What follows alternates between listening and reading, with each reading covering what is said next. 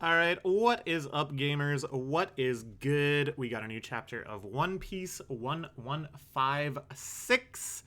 The last chapter left us in a point where it wasn't quite like anything could happen, but what we were bound to see is something so unknown and so built up with hype and has so many potential factors that it's kind of like we have no idea what we're going to see. Last week we plunged from the Loki flashback into the Herald flashback and now into the Rocks flashback, which does not even appear on the screen. It's so deep in the weeds of flashbackery. And it was awesome. It was freaking sweet. His crew was awesome. His plans were awesome. His ambitions were awesome. He really felt like Blackbeard's dad. We learned crazy stuff like he is a follower of Davy Jones, which is just like one of the potentially biggest lore drops the series has had since we learned about Nika the Sun God. It feels like this is maybe a figure on equal standing with Dear Nika. Absolutely crazy stuff. And then at the end, we were told we're advancing 4 years into the flashback. Rox is now carrying out his plan to take over Full-Lead Island, where Blackbeard currently has his stronghold, a place of much temperamental stuff. So he had been gathering a crew and scheming and becoming more powerful for, at this point, like more than 4 years. We saw a check-in in the last chapter. He had already amassed an extremely powerful crew of known and unknown entities. And he already had quite a big plan constructed. But now there's been 4 more years of advancement. So not only are the forces on his side probably insane now, he might have Kaido and Big Mom at this point, I don't know. And who knows who else, right? Because this is like the legendary pirate crew of this era. This is like Roger before Roger. Blackbeard before Blackbeard, obviously. Luffy before Luffy. The most terrifying pirate crew that era had seen. And we know that it also got wiped out. That ultimately they lose. We don't really know the details of that. I don't think it's here. I think this is their successful mission, and then it's at God Valley, right? That they get wrecked. They get wrecked by Roger and Garp teaming up. So that's still to come. But at that time, who knows how many insane Rocks pirate crew members got killed, like to put too fine a point on it, or retired, or whatever, became irrelevant to the story. Some others may still be potentially relevant to the story, may still be out there pirating, just without the notoriety of Whitebeard and Big Mom and stuff, because we know they all kind of went their separate ways after that. So, first off, yeah, there's that. The Rocks pirates, their schemes and their manpower and all the legends associated with them are at their peak right now, because I think this is their successful mission. But at the same time, this ruthless, intense, manic man who desires this power above everything waited this long to carry out his plan, which means whatever forces are on the other side must also be just mind-bogglingly strong and important and interesting. And that's what we're heading for now. And it's like, I have no clue what we're about to see. Very, very cool cover spread here. Luffy running forward with his crew hanging out in bags and riding all over him. The only exceptions being Nami, Sanji, and Zoro. Which notably is not the first 3 crew members, but like close. And seems to actually cement Sanji as like the third in command, kind of, maybe the third most powerful, which was something they kind of toyed with and made jokes about earlier in this arc.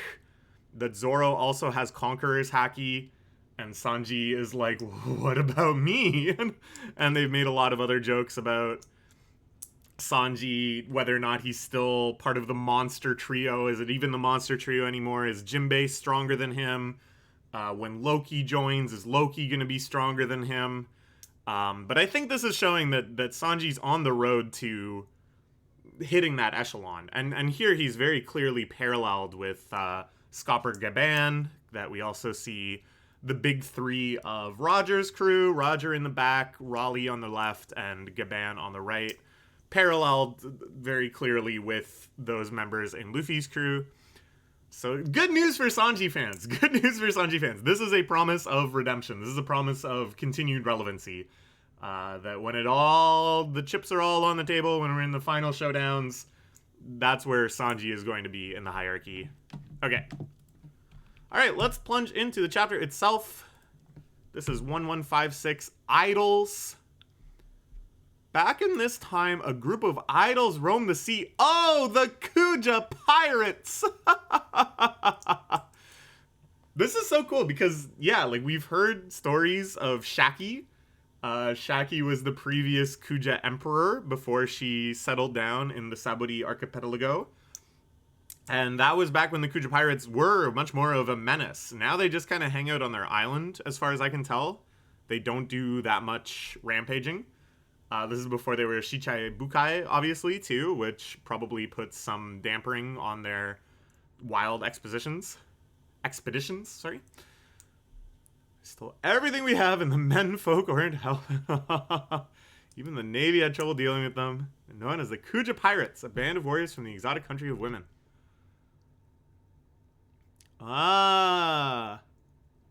Okay, so this isn't Shaki's era. This is Grandma Nyan's era. Dude, Oda loves this one. It's the Takahashi classic.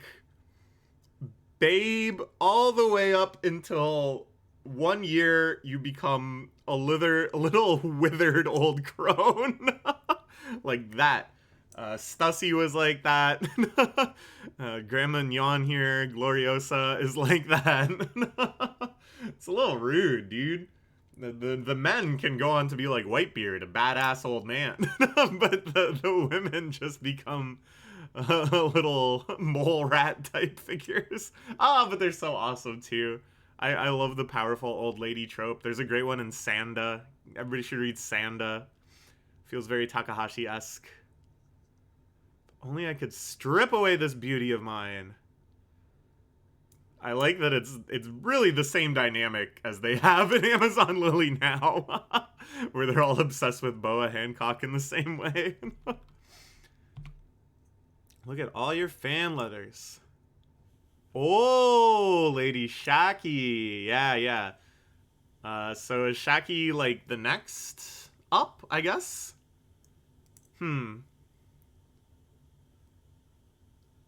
So Tree Toma is 2 generations later.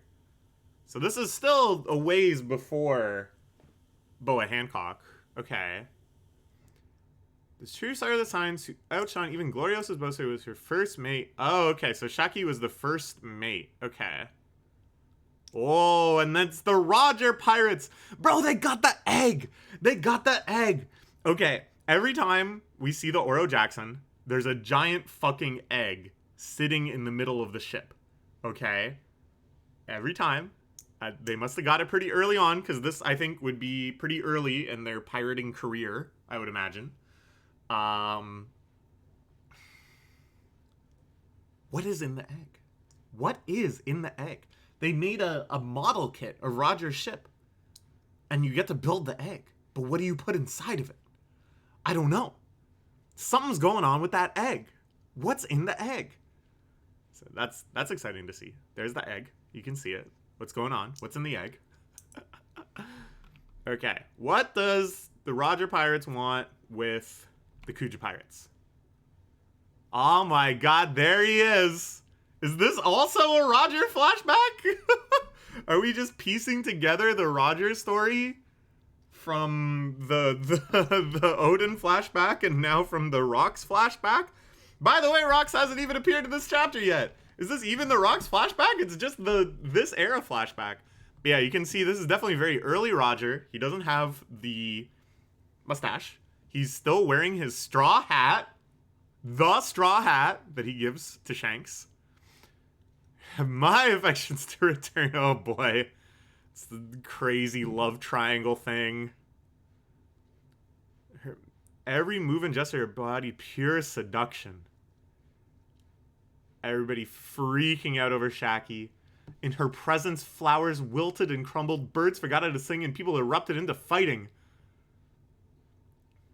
Oh, God.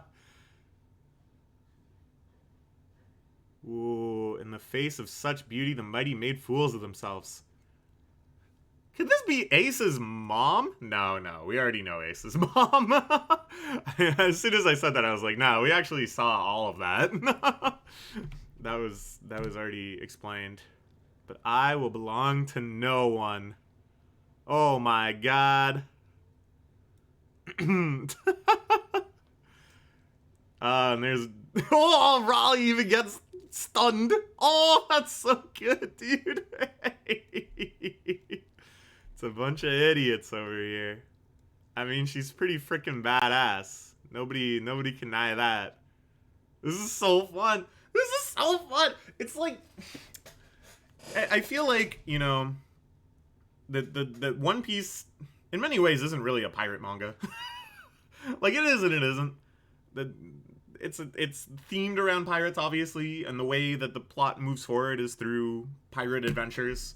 But then you have, like, 80 chapters spent in Thriller Bark, and it's like, what does this have to do with pirates? They're just fighting, like, zombies and stuff. I mean, Thriller Bark is a giant pirate ship, but still. And it's like, a lot of these really kind of, like, classic pirate tropes, which I would qualify this as. This idea of these ships meeting and this weird love triangle unfolding between the captains and the first officers of this ship, these two ships, and just this sort of like rapscallionism, this wildly seductive woman and her wiles and all this stuff, and just this encounter at the sea. This is like really classic pirating stuff that Oda has found an opportunity to do in this sort of flashback where it's not going to be like an arc. This isn't the arc of Shaki and Roger, obviously. This is like a brief episode within a flashback, the purpose of which I still have no idea. I suppose maybe these are the people that are going to fight Rocks at Full Island. So not only is it like an opportunity to kind of get that classic pirate feel in, but it makes you think that this depiction of like the golden era of piracy, the come up of Roger and Rox's crew, and you know, all of this stuff that happens before the current age of piracy, is like the more classic pirate era. Do you get what I'm saying? Like, I think that's really masterfully done. Oh man. All right, the Navy arrives. Oh man, this is so good. It's Garp. They can't stop fighting Garp. Oh man. Roger being introduced just as pirate here too is amazing. There's Garp and his classic cannonball throwing technique. Oh my god. It had to be Garp's ship. Roger, Garp, and Rocks, men whose tales were spread as legends in the great age of pirates, first clashed here in their hot-blooded youth. The Kuja, meanwhile, were tremendously popular and an indispensable part of the story of this era.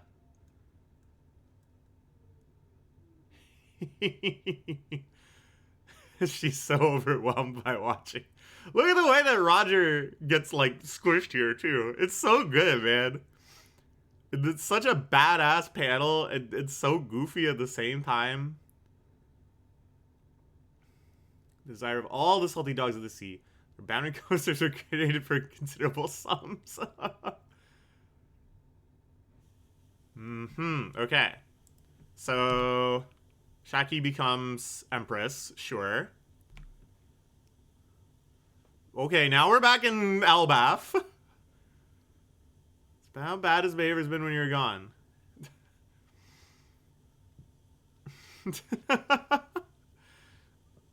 So Loki is trying to go to sea.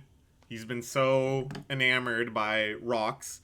We don't know if this is before or after the incident where he explicitly asks Rox to come with him that we saw in a brief previous flashback. But he's trying to set out to sea. He's been inspired by this idea of taking over the world.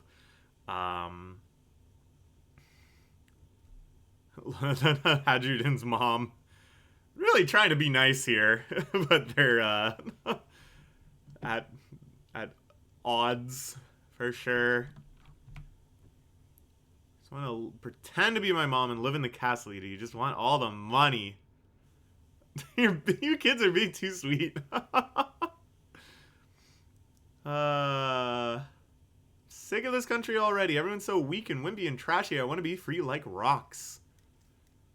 So this is when Loki is begging to come along. Seems a little rude that they don't take Loki. Maybe they just think he's a crybaby because when they met him he was crying. Because didn't Kaido join Rox's crew when he was also like a teenager? And Big Mom joined the crew when she was like 7? Am I wrong? Or am I getting mixed up? I don't know. I'm finally leaving. Aren't you relieved? To tell the truth, I hate all of you too. Oh! What? Several months after the takeover by the pilot. I thought that was going to be the big thing. I thought that was like a big deal. Or is it like that Kendrick song? Getting here is one thing.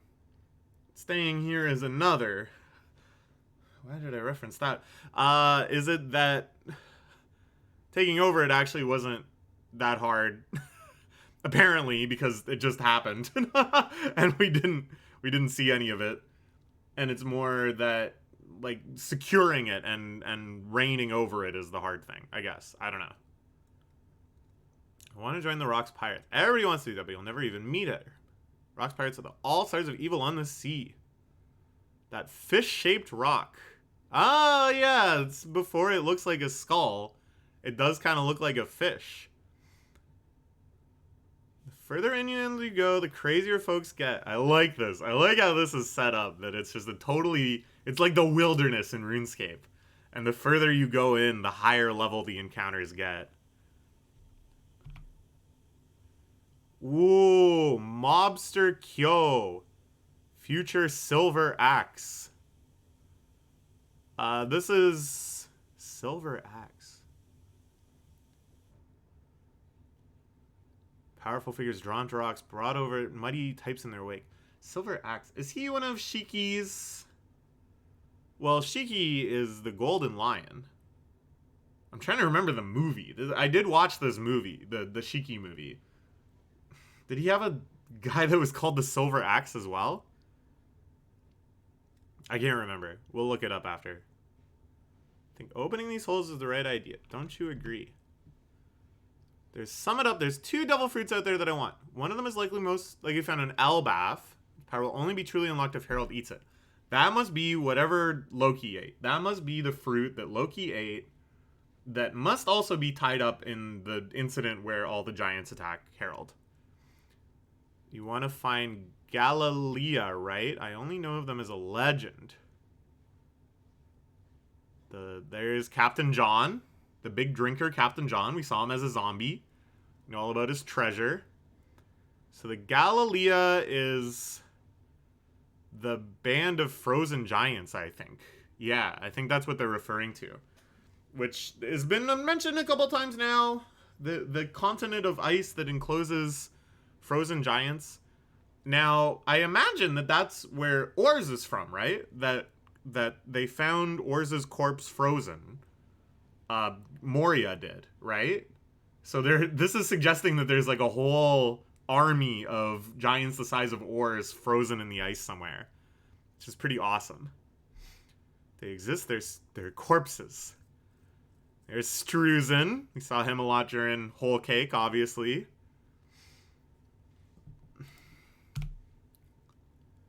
Barbell, a catfish fishman. If they're somehow able to be brought back, they have no reason to listen to you. Oh, so maybe he's going to try to find the fruit that Moria has. Maybe he knows about that. Maybe... How does Rox know all this stuff? I don't know, because he's a follower of Davy Jones, maybe? So that's why he wants Harold to be on his side, because if they revive these giants, they'll recognize Harold as the king of giants, I guess. Alright, sure. There's teenage Kaido. He looks awesome. Saying for Harold, just crush him and make him obey you. Never say that to me again. they're squabbling already. Just got this island. You want to smash it to pieces. This crew is bound to fall apart sooner or later. Try to earn a little before that happens. Yeah, Kaido is the new kid. Harold's my pal. Interesting. So it's a lot of loyalty that Rox feels towards Harold. It again suggests to me that in the end there's going to be not just a binary of good or bad, but a 3-faction thing where the world government represents a very different type of evil. Not even strictly worse, but a systemic evil, whereas Rox and Blackbeard and the bad guy pirates represent like an evil of ambition that still has elements of loyalty and camaraderie, but is much more focused on just self-satisfaction, capable of doing some evil to achieve their goals, but also drawing lines in the sand. And then, of course, the good guys are Faction 3. Listen up, folks. Elbaf is the key to taking down the Holy Land. If you don't trust me on that, get lost. It's up to you whether or not you want to follow me on the fateful day of our mission, but if you've got the stones for it, then stick around with me for a bit. I'll show you the peak of the world. And here's the big gang. The dudes we saw last week are here. I guess all of them? I don't know. Damn, the Fishman pirate is huge. The catfish fishman. He's awesome, too. They're all awesome. I can't wait to see more. I'm so confused, though, that, like, taking the pirate island, I guess, was easy. They just no-diffed it. They just cleared so hard that it's... we didn't even need to see it. But sure. I guess basically it was just, like, chaos there. It wasn't like there was a unified force that was already representing it that they needed to take down that was really strong. So I don't know why they schemed for so long, but it seems like they just kind of, like, plowed through everybody and got to the top of the rock and then were like, it's us. But I don't know. I guess there's probably a lot of other schemes going on. And here, this really is just the launch point for what comes next, which is the peak of the world. All right. This flashback continues to get meatier and meatier, because it kind of seemed like at first maybe we were just going to get a glimpse of Rox's life, and it was mostly going to be about Loki's interaction with him and Harold's interaction with him. And then they were like, and that was the Rox Pirates, who went on to do many deeds. But now we're, like, really following them, and we're seeing, like, their rivals of the era. You know, we spent a while with the Roger Pirates and the Kuja Pirates at the start of the chapter. So I think we're, like, in for the long haul with this flashback. Because all of this needs to happen, and then we still need to get back to Elbaf and see what happens with Harold. And yeah, and I kind of thought, oh, the raid on Pirate Island, the takeover of Pirate Island, that will be like a little episode where we see the strength of the Roger Pirates. Kind of like a fan service thing, honestly, like not super necessary to understanding the plot of Elbaf, but why not? Everybody wants to see that. Wants to see these old dudes kicking ass. Not that they're old now, but they're old in the chronological ordering of the story. But now it's like we kind of just glossed over that, and it's like, oh, so what adventures will we see them partake in? The sky's the limit. They're still trying to get Harold. They're still trying to get this devil fruit. They're still trying to find the frozen ancient giants.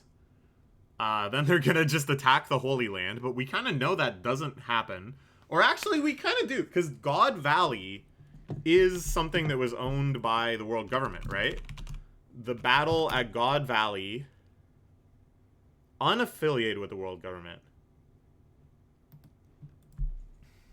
The island has disappeared without a trace. So yeah, I think the God Valley incident is where, yeah, there was this native hunting in this native hunting competition. Right. I'm looking up stuff now. I guess we can look at stuff together. Yeah. This, okay. Right. Okay, so yeah, this is probably where it's all gonna end. We saw this stuff with Kuma. That's what I kind of forgot about, is that we already saw a bit of this incident with Kuma. So this is probably gonna be the climax of the Xebec Pirates story. These freakoids were here. Right. And then, okay, who is Silver Axe?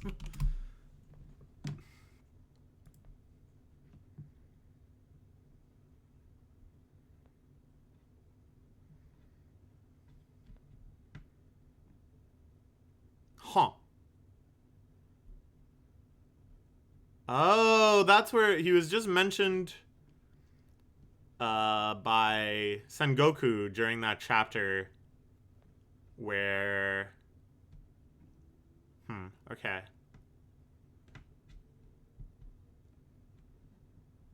Kyo.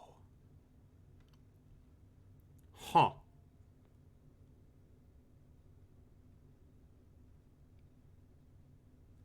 Alright, I don't know. Let's see what happens, man. I'll see you next week. Crazy ass chapter as always. So many awesome moments. I love One Piece. It's cooking hard. Alright, see ya.